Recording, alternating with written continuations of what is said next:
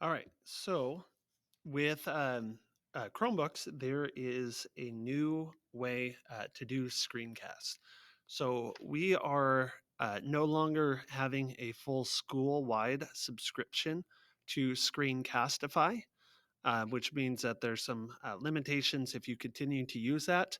However, your Chromebook has some really good built-in tools for screencasting now. One of those you'll notice right here on the app launcher is called Screencast. So we'll go ahead and click this.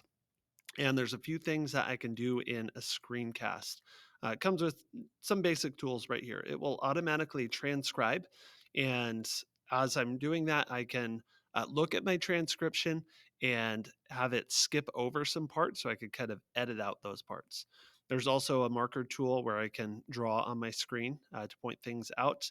And then I'm able to share this just like any other drive file. So I click my app, I click new screencast. It asks me a few things, a few settings right here. So by default, I'm on recording a full screen with my webcam on. I can choose to just draw on my device of where I want to record. So I can just make a selection right there, or I can just choose to record this tab. I could also go to, like if I want to record my screen, go to my settings right here and I could turn my camera off. By default, the microphone is on. And there's also this option to show clicks and keys. So as you're doing something, and I'll probably use something like this for screencasts when I'm on a Chromebook, but it will show what has been clicked or where things have been clicked. So that could be very helpful. All right, so we've got those settings. We're just going to click anywhere to record. We get our little countdown right here, and now we're going. And you'll notice this is our control panel right here. This is what we use to stop it. And then this is our page marker tool right here. So I click it, and then I'm able to draw on my screen right here. And if I long press, like I'm uh, oops, sorry, I click it and it deletes everything.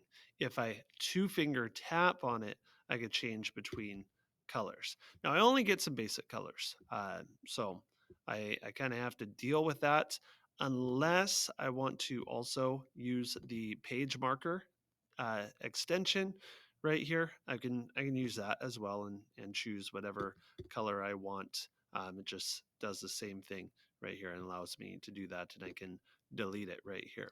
When I'm done, I press my stop recording button.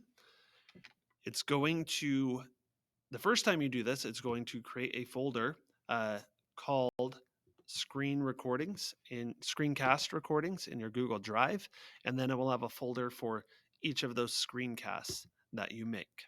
So this one is processing right here. I can do my three dots right here. I could delete it. I could give it a different name, or I could share it. I'm also able to, as I click on it, you'll see here's the transcription right here. And it looks like it still might be processing a little bit.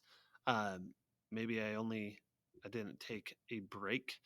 So it just has this whole thing. I'm going to show a different one for this example.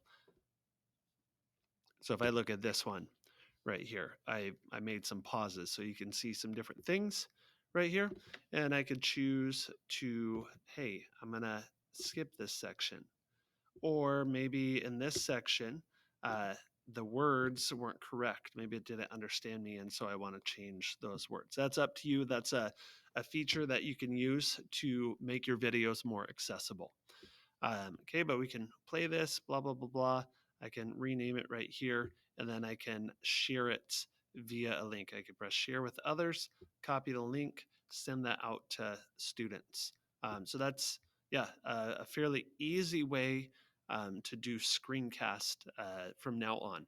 Obviously, there are other ways. You could still use the Screencastify app, although there are some limitations on how many videos you can have.